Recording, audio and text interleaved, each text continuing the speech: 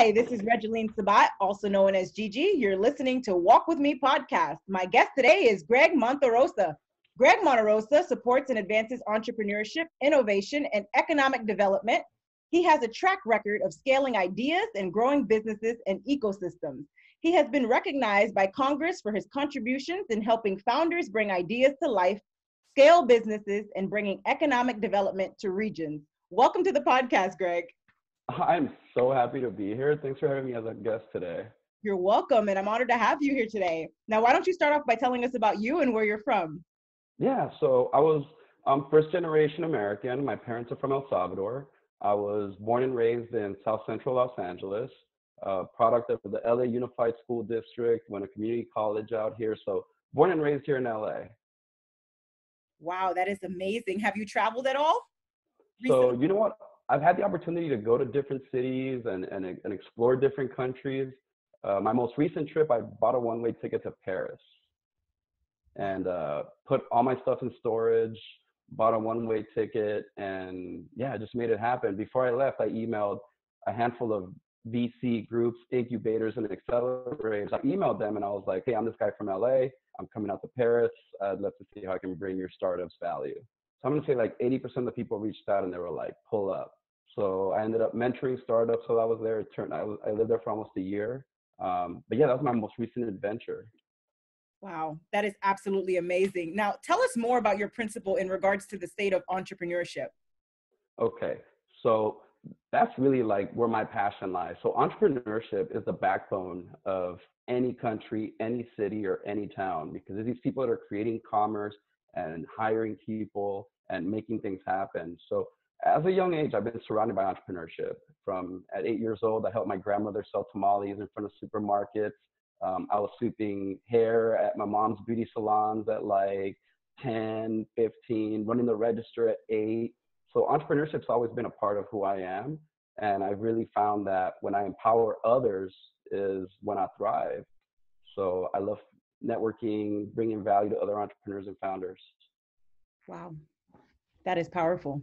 Very powerful. Now, tell us more about your principle in regards to building the community. Okay.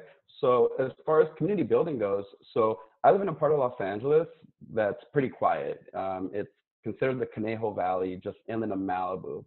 So at the time, there really was no startup activity going on where we lived. So we had to travel into the big city to get that kind of energy going. But what we realized was through having meetup groups and just lunches as a community was that there was power in what we were up to collectively.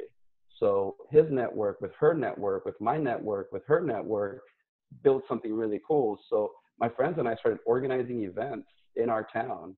And the first one, we were like, you know what, if 4 people show up, it's going to be awesome. And so more than 4 people showed up. We continued to develop more events. When I got back from Paris, I launched a startup center in my community. So I partnered up with the local university and we built a campus for founders to come scale ideas and connect with mentors. So the value to growing startup communities is in the resources and the roles that people like government play, people like learning institutions play, and then us as participants. I see. Now, you mentioned that you took a chance by putting that event together. Now, how important is it to take the first step into the unknown? So, right. So, especially now during COVID, right, where we're all in a waiting for something to happen mode. So my friends and I, we operate like we set a date and then we work back from the date. So like, let's just set a date so that we have something that we have to do it by and let's just make it happen. So one of our first events was a hackathon. And so the premise of the hackathon was we registered a domain name called startupconejo.com, which is our region. And we built a website that we would all use, which was really cool. So it's like, what kind of resources would you like access to? Dope. Let's compile a database of those resources and let's build a landing page for it. So over the course of the weekend, we built this really cool website and that led to more events. But events like Startup Weekend are really like the catalyst of building startup communities. So Startup Weekend is one of those events that you pitch you show up on Friday night, you pitch an idea, you form a team, and by Sunday you have something to show for it. That is wonderful. Thank you for sharing that, Greg. Now tell us more about your principle in regards to moving from idea to product. Okay. So as far as from idea to product, a lot of us get stuck in the planning phases of it, thinking that everything has to be perfect and that everything has to be right. Uh, when me or one of my partners come up with an idea, the first thing we do is we go out there and validate with our customers. So I'll build a customer profile and I say, okay, this is what my customer looks like. This is what they like. This is how they spend their time. These are the Facebook groups they participate in. And then I build a questionnaire and I ask them, hey, is this a problem that you face? How are you currently solving this problem? Would you pay for a solution? So I'm in a customer discovery mode and that should never stop.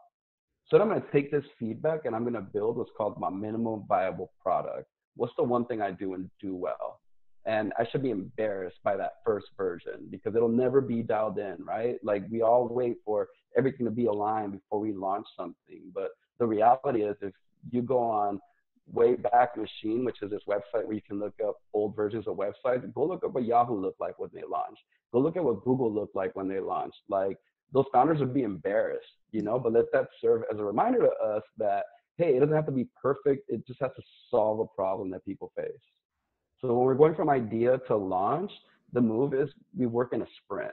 Life is a marathon, right? But we're allowed to sprint certain parts of that marathon. So when I'm in the process of launching my business, I need to move fast. Otherwise, it's just an idea that lives in my heart. That's right. Accelerated progression truly matters. Now, tell For us more sure. about your companies, Greg. Right, right. So in my early 20s, in my mid 20s, I launched a company called myllc.com. And so what we do is we help people set up corporations and LLCs. And this was before the whole like entrepreneurial flag was being waved high. Few people knew about entrepreneurship, but we were serving that community. So what we do is people need to set up an entity when they start a business. So we help them with that process in a really affordable way. So I launched that 12 years ago. About 6 years into it, I hired my replacement, which was a blessing. I realized that, hey, I need somebody smarter than me to come scale my business, to come take my business to the next level. So I followed that playbook from eBay. So eBay brought in this lady named Meg Whitman, and she then acquired PayPal. She took them public. Like she was that person for them. So I was like, I need to mirror that. I need to bring in somebody smarter than me to take my business to the next level. So mylc.com is still thriving. We're still helping people. We're employing people, which to me is a huge metric, right? How many jobs we're actually creating as a business. So MyLC, near and dear to my heart, that's the business where the sacrifices took place, right? So that was like my opportunity play. So I was like, where does the biggest opportunity lie?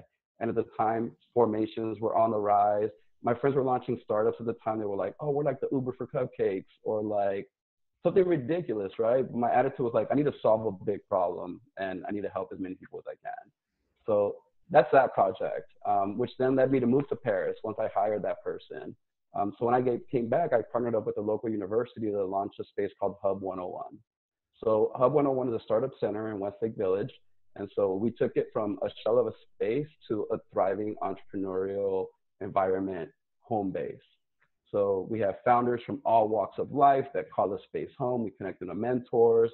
We connect them to service providers. We bring them opportunities to raise capital. So that's my legacy play, Hub 101.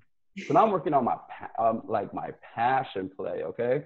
So we're all sitting at home during COVID and we're just waiting for something to happen, right? We're all waiting for something to happen. Like, okay, when is this going to be lifted? When can we go back to making paper? So my friends and I got like, we were not bored or frustrated, but we're like, we need to make a move during COVID. So on August 1st, I signed a 1-year lease for a retail space here in Los Angeles to serve a certain type of community. So we signed the lease August 1st. By the 21st, we launched the brand, which is called Milk Room. And we sell vintage luxury streetwear and sneakers. And that's been a really beautiful community to be a part of because that's something I enjoy already as it is. So now I get to come into a store and like pick out a shirt from the rack I'm going to wear that day. Wow.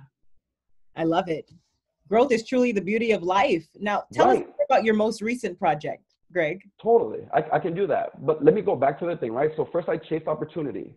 So like, what's my opportunity play? Like, where am I going to get the bag? Or like, where am I going to serve the most people, right? And then came my legacy play. So I asked one of my mentors in life, who's this older gentleman, what's one of your biggest regrets in life? And he's like, not working on my legacy in the prime of my career. I'm working on my legacy now in my 80s, but all I am is a check. So Hub 101 is my legacy play, which then led me to my passion play. So Milk Room is something I enjoy doing. It doesn't even feel like I'm coming to work. I get to work with awesome designers, with amazing people. So yeah, that's been like the model, right? Opportunity, legacy, and then passion play. Wow. So right now what I'm working on is I'm working on economic development for my entire city. So the city of Los Angeles is a big city with a lot of pockets of underserved communities. So what I'm doing is I'm tapping into these communities and I'm connecting founders with mentors. And you are. Right, right. And Amazing. that's been a blessing, right? So my attitude is like, the more people I can bring value to, the greater my network becomes.